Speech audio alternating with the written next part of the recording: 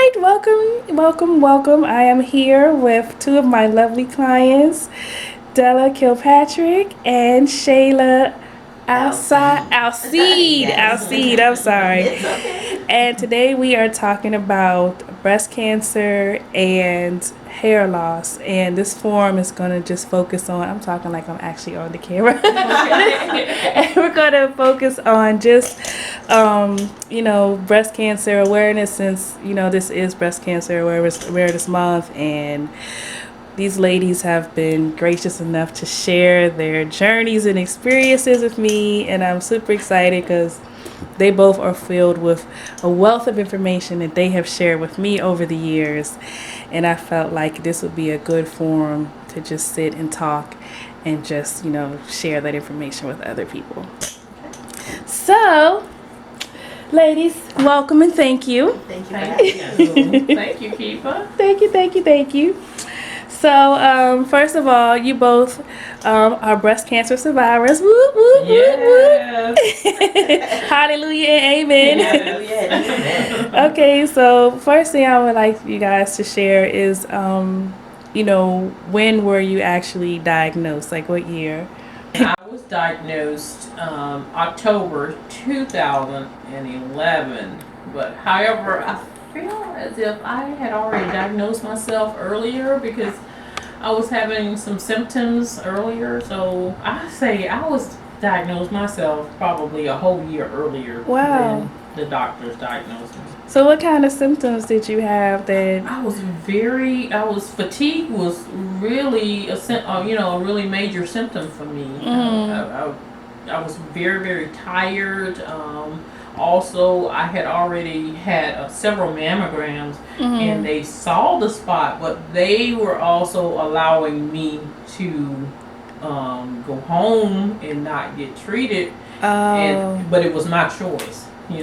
The technician would say, "We see this spot is, it's not of any big concern right now. So what do you want to do?" And so I decided, give me 3 more months or 6 more months. Got you. So a whole year had passed, and the technician said, "Oh no, you will not walk out this door because we still see this spot on the Okay, breast." so you actually have the option of whether or not you want to get a biopsy done? Well, no. If it's very, very small, then they might give you the option. When we see a small, tiny spot there, and if it's too small, they will not biopsy the spot because it's just too small. So Interesting. it was very tiny when they saw it. I had a very good technician. Okay. So thank God for her. But she allowed me to go out at least 9 months before she decided, oh no. So you were mentally prepared for it. Yeah. Got you. Okay, what about you, Shayla? Same with me. I have to agree with Della. I was fatigued. My eyes were yellow.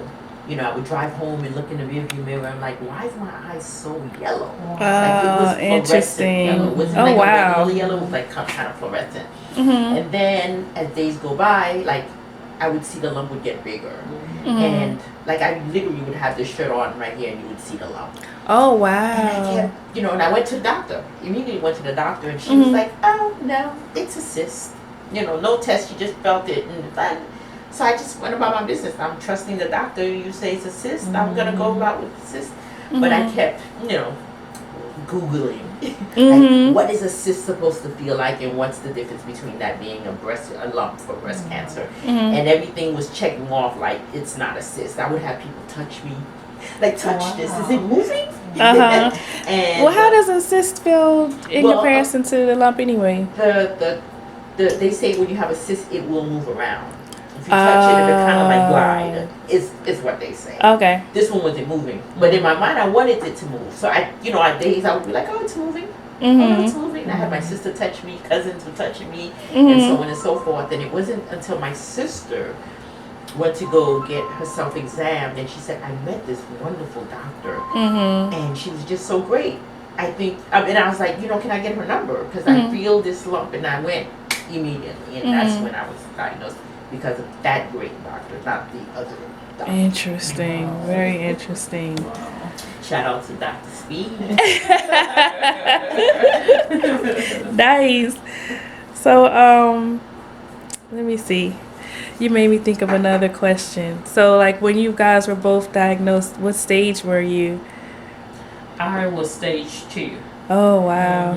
Which is still a low Mm-hmm. grade. Mm-hmm. Because the highest is 4, right? Mm-hmm. I was diagnosed. I was diagnosed stage 1 initially. Mm-hmm. Got a lumpectomy the following week, and during that, finding it in my lymph nodes graduated me to Oh, stage wow. 3. Wow. Yeah, so I went from 1 to 3. Oh, my goodness. And there's also grade, Right. which is, no one ever really understands what the grade is. You always hear stage 1, 2, 3, 4, and you go into thing. I was also a low grade, Okay. which means, so the grade, when you're diagnosed and they say you're stage, so I was stage 3, grade 2. That means that the cancer was not a fast-moving cancer. Right. Okay. Which was great to know, which no one ever really tells you. Yeah, so that's what they mean when they say like it's an aggressive form versus a non-aggressive, I guess. Right, exactly. So the stage is actually the size of the cancer. Okay. And the grade is how effective the cancer is, or how fast it's moving. So I didn't know that. So it was like stage 3 was because of the size and the fact that they found it in my lymph nodes, but the grade was how fast it was growing. So I was just a stage 2, which was a good thing, because if you're walking around with a cancer for 9 months prior, and it was a stage 4, a grade 4 per se. Yeah, that would have been much different. Yeah. Well, that was a true blessing. They also tell you the type of cancer it is, like if it's progesterone or estrogen driven cancer, which was they mine. can Really? yes, and they call that progesterone positive and estrogen positive. That means you have lots and lots of those type hormones floating around in your body. And then the other major one feeds the cancer. it feeds that cancer. Oh. The other most important one to me is that HER2 category, which tells you if it's negative, then it's not aggressive, and then if it's positive, it could be aggressive. Right. And I can't even remember which one mine was, because when you get diagnosed, it's in paperwork. My sister probably knows more because she was my champion. And so I take her with her to every visit so she can remember these things, because it's like when you're going and you get diagnosed, everything sounds like Charlie Brown's teeth. Yeah, I can only imagine just like womp, womp, womp. So wow. It was so that's good. And then they have the triple negative, which is what you never want to hear. Right. Triple negative, so so triple negative is when there's like 3 types of breast cancers you can have. So they test you for all of them, right? To find out which type you have. If yours come back negative for any one of them, that means they don't really know what to do with you. Right. oh So they call it triple negative. So they would just go in full force with everything. The rare form. So they try different treatments for you. And one of them works. So you don't want to hear triple negative. I mean, it's not to scare anybody, but it's just pretty much. Well, I mean, that's good to know, because like you said, if you don't know these things going in, at least for me, I feel like the more information I have about something, the more comfortable I can be with it. Absolutely. If I knew more, and I, if you go in there, you're not really knowing. The first time you're ever being diagnosed with something, and you're saying someone tells you triple negative. I'm not gonna. That sounds like a good thing when I hear it. I'm like triple negative, good. That means I don't have anything. And it was so funny because I was diagnosed, was in treatment until I found out what triple negative was. Because they were like, oh, we're gonna give you this medication you have to take for like 10 years. And I called my cousin who's triple negative, and I'm like, I don't know why I have this. I don't know why I couldn't be triple negative. And she was like, what are you talking about? And I was like, because I want to be triple negative. She was like, no, you don't. Right. And then that's when I discovered that triple negative is not what you want to hear. Yeah. So even when you're going through the process, you still don't know all the answers or what you're supposed to now, wish upon yourself. I can only imagine. I was one of those people who stayed up 4 o'clock in the morning. There were times when I would go to work and I've stayed up at 4 o'clock in the morning researching all of the attributes of cancer or my cancer, and I wanted to find out every single thing about what was going on in my body. Yeah. Yeah. So I That's a lot. I researched a lot, and it's like women. I feel like I wasn't knowledgeable prior to this diagnosis, so I feel like, what can I do to give women knowledge, allow them to be more knowledgeable, because we all know knowledge is power. Absolutely. Yes, knowledge is very powerful. And the reason why, like, I stuck to what I knew.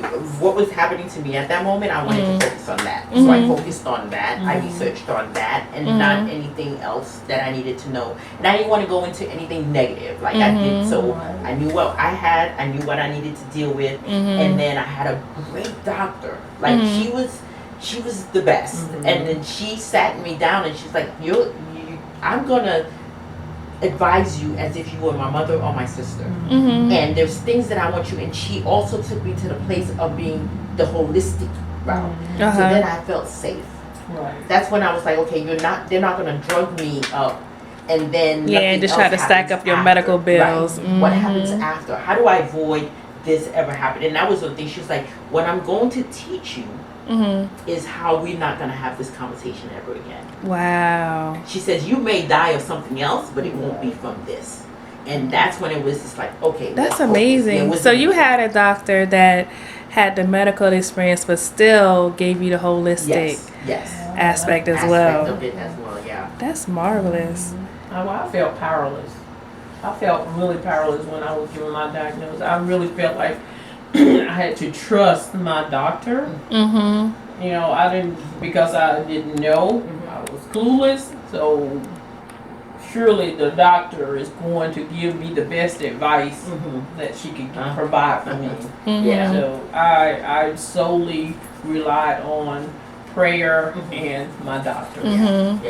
Did your doctor offer you any advice as far as holistic treatments or anything? None at the time. Interesting. But she was very deep into we're gonna pray before you get on that table. And to me that's holistic though, because that's feeding your spirit. That made me feel safe. good. Mine was the same way. She would not touch me without prayer. I'd come in there, she's like, are you ready to pray? And that's when I was like, I'm in the right place. Yeah. And it also made me realize that too, like, had I gone to the doctor 9 months prior, I would have never met this doctor. And how would my journey have been different? Because I would have had a doctor who just would possibly, I can't say that she would have, but would have just been like, here's the meds, here's the meds, here's the meds, here's the meds, next. This one was, what do we need to do? Like, okay, let's pray. Before any operation, any appointment, anything, before she touched me, it was, okay, so how are you feeling? What are you doing? Did you juice today? And I always went with my juicing. Like, as you're putting the poison in me, I'm going to sip on this and detox at the same time. And did you juice a lot too? I did. Yeah, and I remember my doctor, I would come every week. And you know, all these symptoms that they say you're going to get from the treatment, nothing happened to me. I kept waiting to be fatigued. I kept waiting for stuff to happen. You remember my hair wasn't falling out, right? And I was like, and my doctor came and she was like, can I ask you what's in your drink? And I was like, you know, you know, vegetables and fruits and stuff like that. She was like, can you give me the recipe? Now, when the doctor's asking you for the recipe of fruits and vegetables, there's a problem. That's a big problem. I drank coconut water, just gobs of that to keep myself hydrated, because that stuff is so dehydrating to your body that most people have to return the next day to get treatment for hydration. Wow. So I would just prep. When I knew that I had to go get my treatment, I would just prep myself. It was like, me too. I love chlorophyll. You know, I just hate to say it. I love chlorophyll. I would just drink chlorophyll, So which what is a greenery. Chlorophyll. It's like it's green. The green that comes out of a plant. That's what chlorophyll So is. it's kind of oxygenating your body. And it's really detoxing as well. Right. So I would do that, and I would drink lots and lots of coconut water to keep myself hydrated. so that I did not have to return to get that extra treatment the next day. Right. And then you're sitting there. One of the reasons why I decided like I was gonna juice and while I was getting treatment is because I had one of the treatments was called the Red Devil.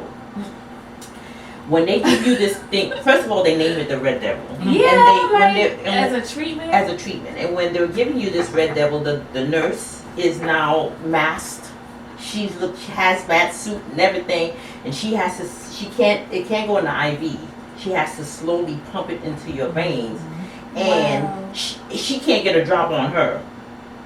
But she's putting it in your veins. She's putting it in my veins, and I'm like, okay, she's suited and booted, and she's putting this in my vein. I want this out of my body as soon as possible. Like, if you do what you gotta do, and then get out. So that's part of the chemo to That's help part kill of the pretty chemo much to all kill your the thing, cells. yes. But that's like an 8-hour treatment. That's not like you go in there and get that stuff. It drips for at least 8 hours. Yeah. So into you have your to body. sit there in that chair for 8 8 hours. hours with everyone. So what did you do to keep your mind occupied or keep yourself Watch distracted? television, read my Bible. I still was working. I was working. My job was very good to me, and so therefore I had my laptop. I was working, doing everything that I needed to do. I stayed active. That's one of the things too. It's like if you get into the mindset of wanting to stay in bed, because they tell you you're going to be fatigued, and I think it's mind over matter. You start to feel fatigued. I was like none of that. I would get up and go to work. I didn't do that. You stayed in bed. I stayed in bed. I was on. I had my neighbors were like, "When are you going to start treatment?" And I was like, well into my treatment because I was just going and going and going. And when I had radiation, it was literally 5 days. It was 5 days a week radiation for 5 weeks. I would go to radiation and go back to work. So you did chemo and radiation. Chemo and radiation. Did you do chemo and radiation too? Yes. Wow. Chemo and radiation. So are those simultaneous treatments? Like they kind of give it to you back to back. It's just like once you're done with that, and then you take a little break, maybe maybe a month. And I didn't take a month out. They immediately. I think it was a month. I don't even remember how it went. It might have been right behind the other, one behind the other. But you know what what you're saying about being active doing chemo, that's really good because my therapist, he believes in exercise and that exercise and being active really helps during that time. Yeah. He is a long time survivor as well. He a different type of cancer, but he had cancer for over 30 something years, and he contributed his success to exercise. Yeah. So because they say that when you exercise and you sweat, then your body releases something those toxins So and that does help. Yeah, and I was and like I had a puppy. I had a dog, and so it was like I had to go walking. So it kind of kept me going. Yeah, so that's one of the things they were like, get a dog, and it will, I think I was at a depressed stage. I just wanted this to be over. Yeah. I literally was counting down. Okay, how many? How many I had? I had 5. Okay, well, I'm like 4 more. 3 more, 2 more, and I just wanted to sleep it away. No, let's just I sleep it away. I was afraid to sleep it away. I was afraid to let it take over. It's so like it like jolted it you jolted into me. I was not playing. Everyone was like, and I think people, the caregivers, your family, it's like they go through this with you too. So that's one of the things. And it was like I was not gonna sit around and let my children see me sick. Because I remember when I lost my hair, my daughter was devastated. Speaking of the hair loss, because you did mention that earlier, so what was that experience like for you? Like how long into treatment before your hair started to... So the Red Devil.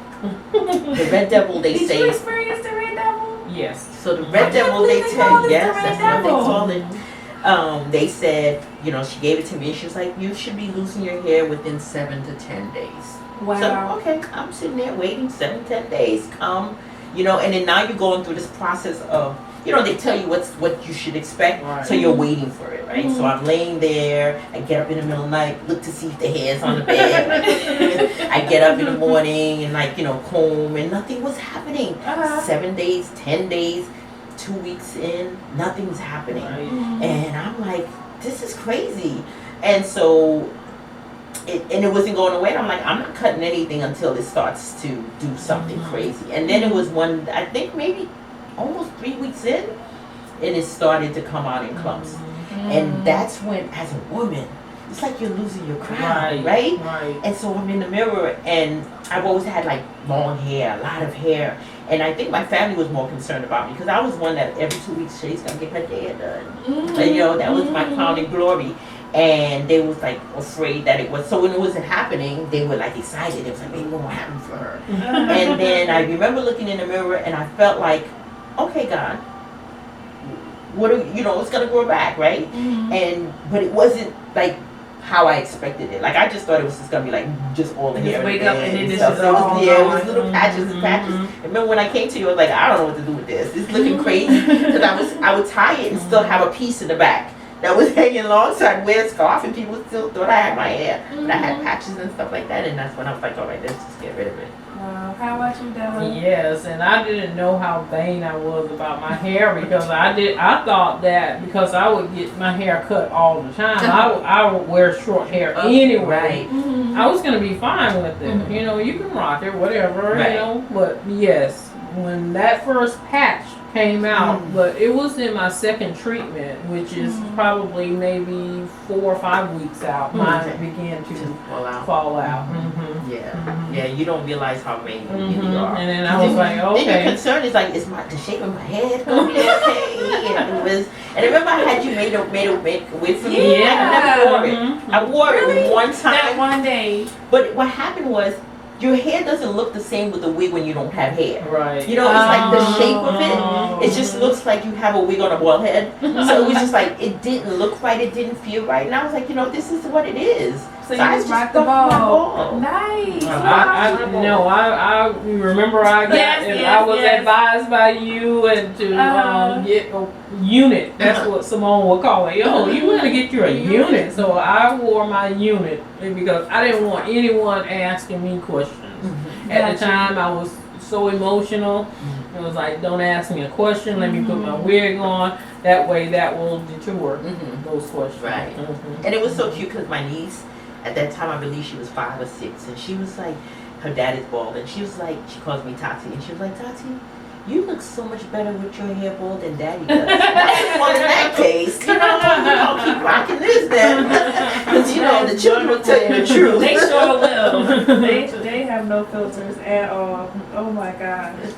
So, like, once you shaved your head, like, did you guys start looking into any types of products or anything to help grow your hair back? Or were you just like, I'm just going to deal with this, not even concerned about, you know? I was more concerned of what I was putting in my body. So it was Gotcha. more of, now that we're starting from scratch, right? So my whole idea was, I've gotten this disease out of my body.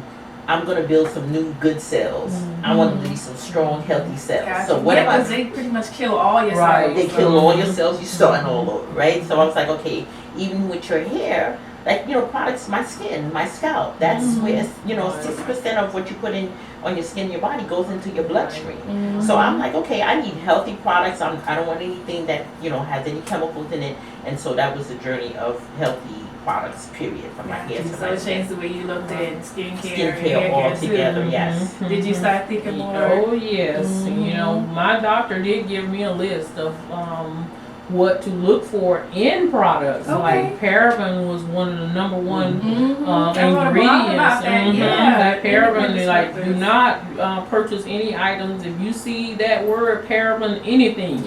Methylparaben, whatever paraben, leave it alone because that is one of the things that could contribute to cancer as well. But yes, and then of course I knew that Kiva was big on the natural products. So hey, I was on board with Kiva. Okay, when that grows back, I know my hair was that short. I said, Kiva, it's back. I'm coming. Yes, I remember that. Yes. Wow. So, you said that your doctor did give you like a list. Did your doctor also give you a list of things to avoid? No. Well, not really. No, I kind of did the research on my own, and you helped me a lot with that as well. So it was just like, I just you just go through the process, and then it became this big old fad anyway. Like everywhere was, everyone wanted to do healthy hair stuff. Yeah, Everyone wanted to, that was right around the time that natural movement took off. So it was like, it was perfect. So it wasn't hard to go into the stores and not find something for us. So nice. So when your hair grew back, did you have any like texture changes or color changes? Once you got this new head of hair. Like, oh man, I didn't know. My mama was straightening my hair, and I had good hair. It was, I still go through crazy stuff. Like, so I had different texture hair all over, right? So it was just like, okay, where did you get all this coolie hair from? And then it was growing gray, it was growing red, it was like all kinds of colors, and I was like, who's this redhead?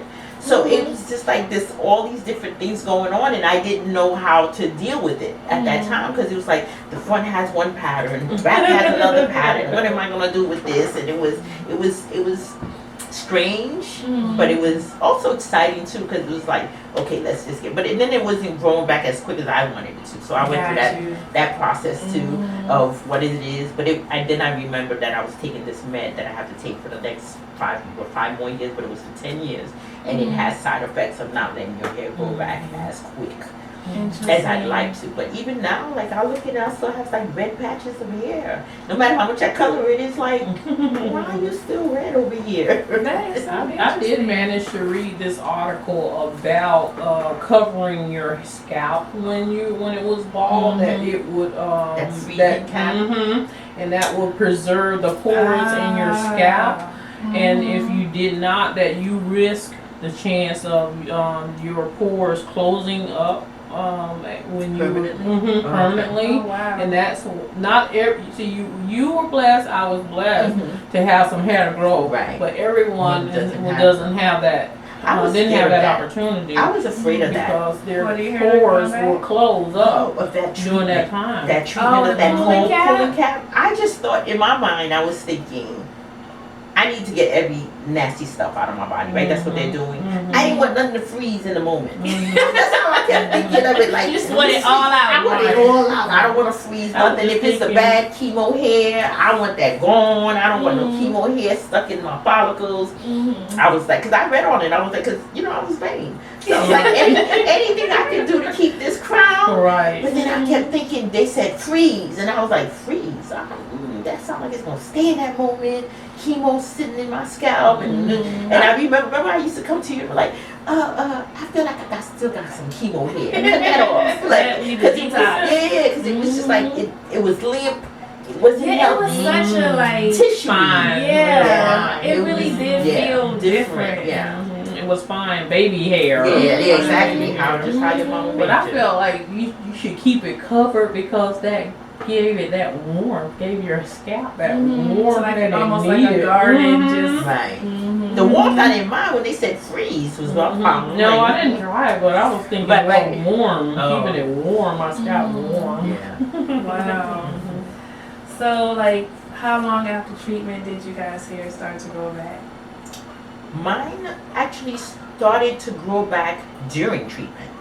After the Red Devil, This Red Devil. after you take the Red Devil, I had another treatment after that, and that one, it started to grow back during that one, like really fine, and nothing really you really cared to expose anyway, but it was something coming back. So mine grew back immediately after my last treatment. I could just start seeing little stubbles coming out. Like, that quick. Yeah. And even my nails, the bed of my nails were removed. Anything that grows on your body, like nails or your hair or eyelashes, eyebrows. Yeah, that was so all that came out too? Everything. Everything was gone. My And eyebrows it's now. like this one doesn't grow back as well as this one. My nails are kind of like, when I file them, it's fine. It's a whole different it's a whole different thing that happens to your body after it. That you come back, but you don't come back the same. Yeah, I've heard women in the doctor's office share their stories about their nails were infected. They became infected. You have to be really, really careful with that because they're when that covers your skin under your nails, and so without that, you have the possibility of getting infection on your nails, bacteria and on in your feet especially. That's why they tell you don't do manicure pedicures outside On your toes. Like even till this day, I don't go back. I haven't done. I do my nails and my toes by myself. I don't have a thing with that too. Yeah, I don't Well, go I back. don't trust them as it is. Like, So sometimes I do it. I'll come right home with peppermint oil like all over my feet just to kill anything. If you're going through a treatment and they're like, don't go get your nails done at the salon, it's like, okay, well, I want to get it even if I wasn't going through treatment because you're trying to tell me something. Basically. You know, right? So these things I just do myself. I think we just take advantage. It's like you take advantage of the fact that God gave us these things in our body that automatically grow our nails. Your skin grows. Yeah. You have to be very careful with your skin. Anything that comes in contact with your skin, you know, you're very vulnerable during that time. Your immune system is down very low during that time. See, I would want to put myself in a cocoon for that reason. Well, I did. I the less people I were around, the better off I felt. Oh yeah. Did you feel the same way? I did. Okay, so ladies, now that your hair has grown back, and how long has it been since your diagnosis? Mine is 5 years. 5 years and Yes. 5 And mine is 8. 8. Nice. Yes. So how many years does it have to be before they consider you to be in remission? 5. 5. years. I just made it. Just made it. I Amen. celebrated. I went away. It was on my. I got diagnosed a week before my birthday. I had surgery. So I got diagnosed on a Wednesday. I had my first surgery on Friday. I was like, let's not play. Let's go. I've been That doing was fast. I said, Really? because she was like, oh, I do it every first Friday of the. I said, who's waiting? It's been 9 months. What you got? Like, Got get it out something of this me. Friday. She literally ran. It was about 4:45. She ran and got an operating table for me for Friday. Wow. So I went in and got my lumpectomy. They found out it was in my lymph nodes, and she was like, we can just take it out that one. And I was like, no, we're taking out both breasts. And I had my surgery on my birthday. Wow. So it was like, okay. So you got new boobs for your birthday? I got new boobs for my birthday. I got a whole new life for my birthday, so I'm 5 years old. So that's how I start the countdown. I started at 1. And so I celebrated my 50th this year. Hey. Black don't cry. Yeah, my 50th, and I said I'm going on vacation because on my 45th I was on a table. Wow. Yeah. So I said I'm going to celebrate when I get to 5 years. So it's 5 years on my birthday. We went to Cuba. We had a great time with 10 of my girlfriends and my family, my sisters, my cousins and stuff. And we had a great time. So Aww. 8 for 5 years. I know, right? I mean, I can Let make me you cry. say that my surgery, I had a lumpectomy as well, and I was thankful because I only had one lymph node to be affected, and I didn't know what that really meant, but that means something when it goes to your lymph nodes. But your lymph nodes there are certain stages of your lymph nodes. Like there's the first line of your lymph node, and that soldier is supposed to fight off the cancer, and that was where my cancer stopped. Okay. If it had gone out to the second layer or the third layer, it might have gone into the bloodstream. Oh, wow. And that's how it starts to spread. That's how it That's starts to right. spread, The yeah. metastasize. Yes. Oh, okay. So that was the good thing that then, you go through a whole new treatment. And it's like, testing. Right. So I had PET scans and all kinds of scans to see if it had traveled anywhere else in my body. Thank God it did not. But it was, that's another scary moment. It's like, oh God, you go through this whole journey. But it was thank God it was just been. My surgery was 10 hours. Yes. It was long. 10 hours.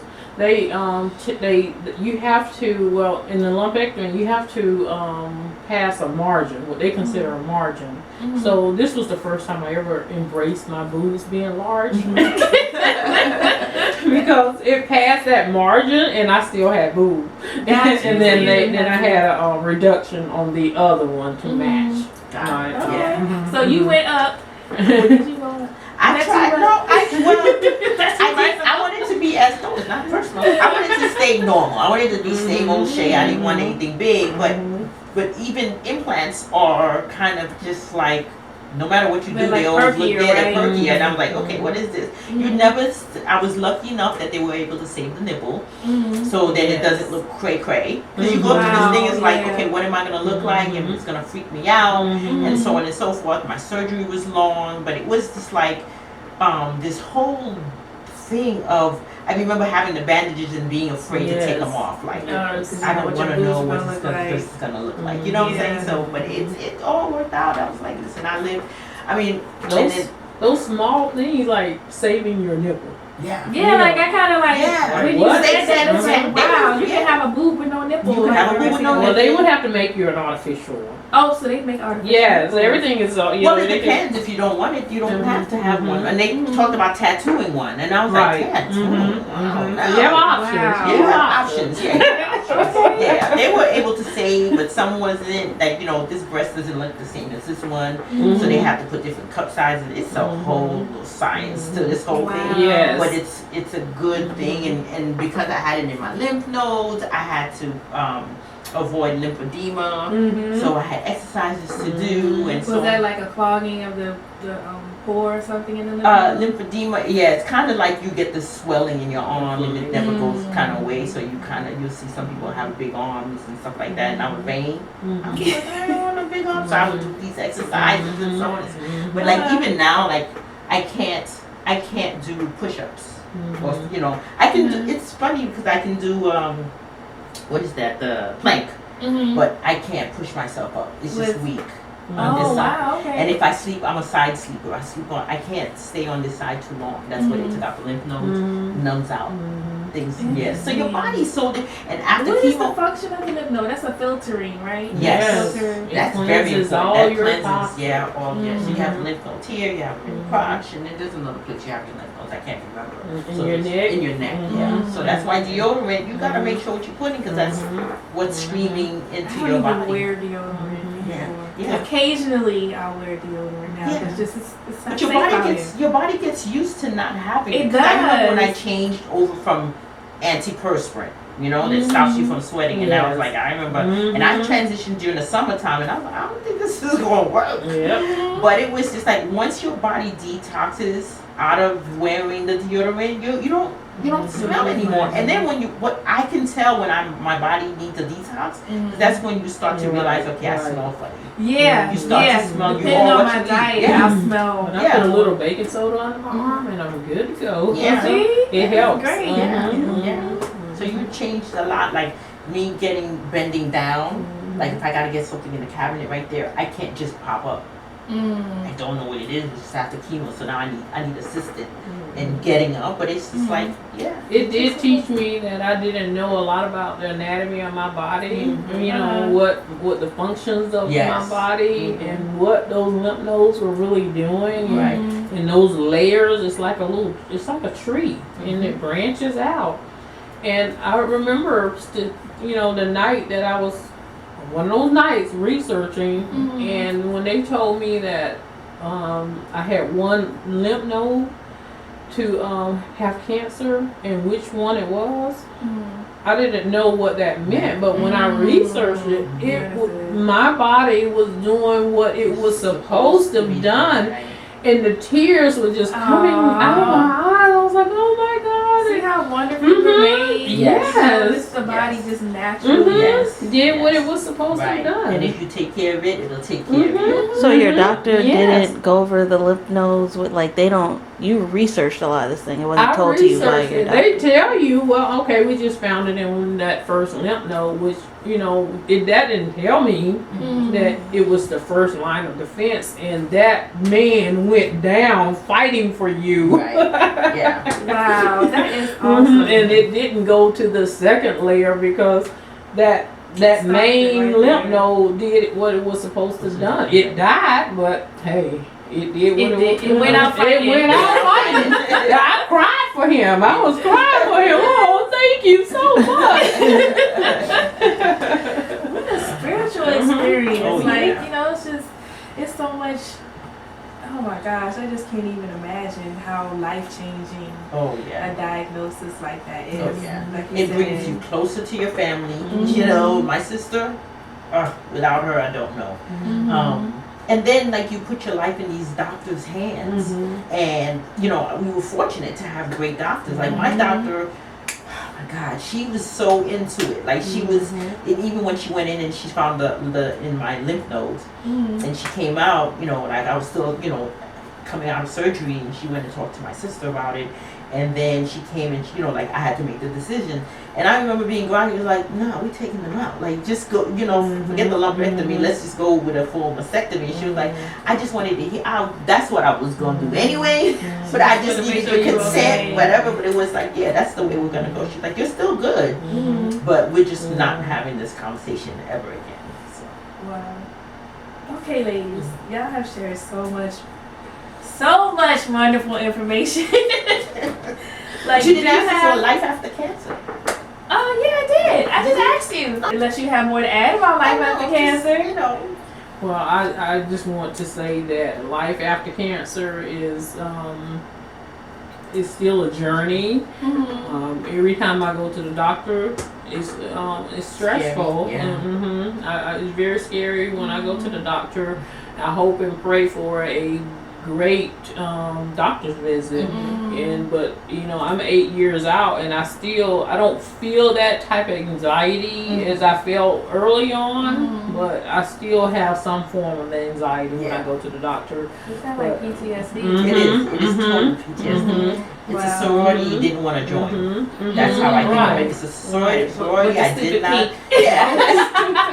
That I did not want to be a part of, and you do, and sometimes I remember the doctor visits and the constant doctor visits after, and I remember telling my sister it's almost worse than the diagnosis. Yes, because it's constantly you're going in, you don't know what they're gonna say or what's next, and so on and so forth. So it's like you're not as anxious as you was year one, you know, but it's still like all the time. Like I don't even like license plates that have breast cancer. Like I avoid them. Like I don't do a whole prayer because it's like I don't want to be one. Yeah. But then you do get better because now I think of life as like I got a second chance at this and I'm gonna live it to the fullest. I vacation. I don't let the small things bother me. Like there's no time for all of this. I know that stress kills.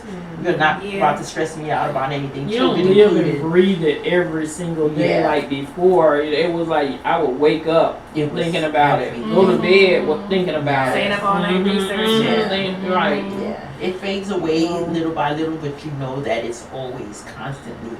You know, like I hear people like, "Oh, I'm a 2-time survivor," and I'm like cringe, and I'm like, "I don't want a 2-time." You know, I don't want to be a 2-time anything. You know, so it's just that you do live with it. Yeah, it is a form of PTSD.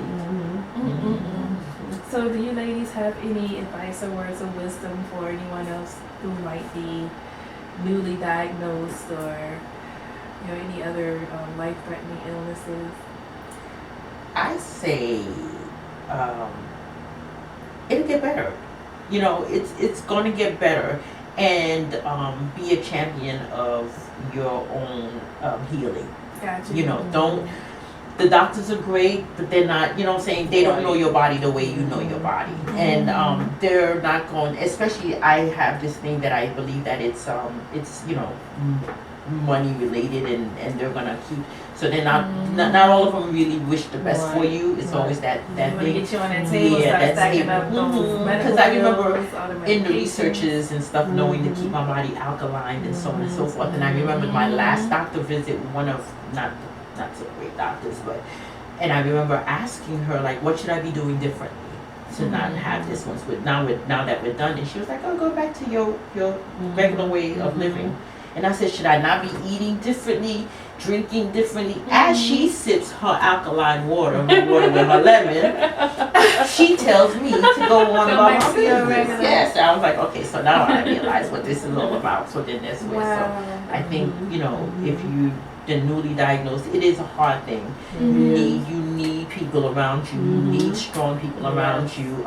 It's not going to be easy, but you're going to get over it. It's I mean, my advice is when you hear those words, get it out. I screamed and cried in the Release office it, and yeah. release it out of your system.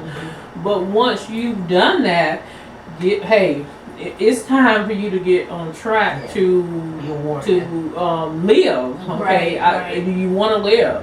Okay, Mhm. what do I need to live? Yeah. And then once you've gone through your treatment, and now I need to take care of myself so that I can continue to live. Just even after the treatment, you need to continue to do what it takes for you to survive, as you've stated. Taking care of yourself, eating better, eating a better quality of food. Yes. So what types of, like, as far as your diet goes, are there main things that you guys try to avoid, or just Sugar is, I Mhm. try to avoid that as much as possible. I think there's a healthy balance, you know what I'm saying? I eat what you like. Really do. Like, there's a balance. I still eat ice cream. You know what I'm saying? But it's like I'm not gonna be here and not enjoy life. Right. You know what I'm saying? Right. Healthy people die too. Right. You know what I'm saying? That's So my thing is, I do a lot of vegetables, a lot of things. I don't juice personally as much, but I do get stuff that I can, a quick juicing, organic Yeah. stuff. Mhm.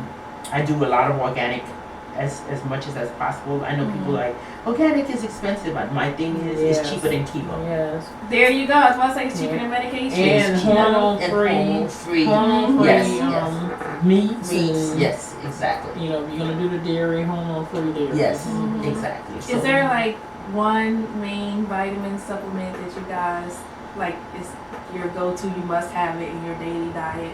vitamin D? One of the things that they don't tell Yes. us as women, Mhm. your vitamin D level, if that's low, you can't It's fight an issue. anything. Mhm. So I take vitamin D all day, Mhm. every day. Like that's one of the things. Iron, I can tell when my body's not right, when my iron is low, which is another fiber. Okay. So these are the things that I don't know. It's a tie for me between vitamin D and vitamin C. Okay. Vitamin C is just Yes. just that People thing. sleep on vitamin C. Mhm. Yes. Vitamin C is Right. something so great to keep your immune system in check. Right. It helps keep your immune Right. system just up to Up to par. par, yes. Mhm. Well, I think everyone kind of, I like to think people would know a lot about vitamin C. Mhm. It's the vitamin D that they don't realize. And the thing is like you think like, Yeah. okay, I have to drink milk. No, I'm not Yes. saying go get it from the milk, Mhm. but you need vitamin D. And I Get it got from that where from the a cows get holistic it doctor. from. Yeah, I was seeking out treatment from the Western medicine and the holistic doctor when I was diagnosed. Did you And do the was- same thing, holistic and Western medicine? Yes. And so Mhm. that was one of the things he said. And he was a Western doctor before. And he was like, they're going to tell you. And I remember going to get checked and they would do my levels. And she would be like, your vitamin D is too high. And because he was prescribing me Oh, vitamin wow. D. When I went to him and he was like, nobody ever died from a vitamin D Right. overdose. Yeah, I'm like, Don't listen to how her. can it be too high? Yeah, so he was like, instead of 10 drops, do 5. You know what I'm saying? Maybe that'll make her feel You're just good gonna about it. urinate it out of your body Exactly. anyway. Yeah, So whatever like, everybody can absorb. Because we Gotcha. all create Mhm. cancerous cells in our bodies every day. Mhm. How our body fights it is Yeah, is most key. people don't know Yeah, that. people don't know So that. So you your yeah. keep cancer is a your- result of an overgrowth of that particular Exactly. cell. the But if cancer you cell. keep your immune system up All on day. par, then Then that right. type stuff can be fought Fought off. off, yeah. And Yeah. Mhm. And I've learned a lot about like little things like soursop. Like Yes. soursop. You introduced me to sour Yes, sop too. I was soursop. like, sour sop? What Yeah. is that? I It sip sounds like that. it I would sip taste that good. every day. Every day I have a tea. I drink that every day. And Mm-hmm. like a lot of things when I like I used to drink coffee and I used to drink sugar and add coffee too. Yes. And so now it's like I drink tea, no sugar, no nothing, anything in it. I'm just taking it. People are like, why? I'm not taking it for the taste right now. Like if I want something to taste, I'll drink a glass of wine or whatever it is. But for my health, it doesn't have to taste good. I just need to do what I need for that body. You do and then- kind of learn to just Yeah, you adjust. just It's like it adjust doesn't to it, always yeah. have to taste good Exactly. to be good for you. Yeah. Cool. Okay, ladies. Well, is there anything else you'd like to add? No, this was wonderful. Right. I know, right? Yay. Thank y'all so much for coming. Thank you for having us. And Yes. I have something for you. If it ain't pink. Oh no. And this is like like a future. It's the future. Yeah. Thank you, Kiva. You can pull it out if you want to, but it's just an all natural, Ooh. toxin free, chemical free. Wow. You know, no animal byproducts. So just a little, you know, self-love in a bag for The you. hand and body lotion. Oh, my. my. I don't think either one of you guys have tried that one. No, No, I haven't. Good. I'm Yes. excited. I can't wait to try Yeah, me too. the black soap. And the loofah, really, all you need is like a couple drops. Okay. You're good to go. Okay. Thank you Thank you so so much. much. Well, and thank you all for watching. I hope you got some wonderful, helpful information. I hope we raised your awareness about breast cancer and just cancer in general, and how your lifestyle and your diet can help decrease your chances of being diagnosed. And if you have any other questions, please leave them in the comments, and we would love to answer them. And I guess that's it, right? That's it. Hey, Okay, thank you. deuces. Bye. Bye-bye. Yay.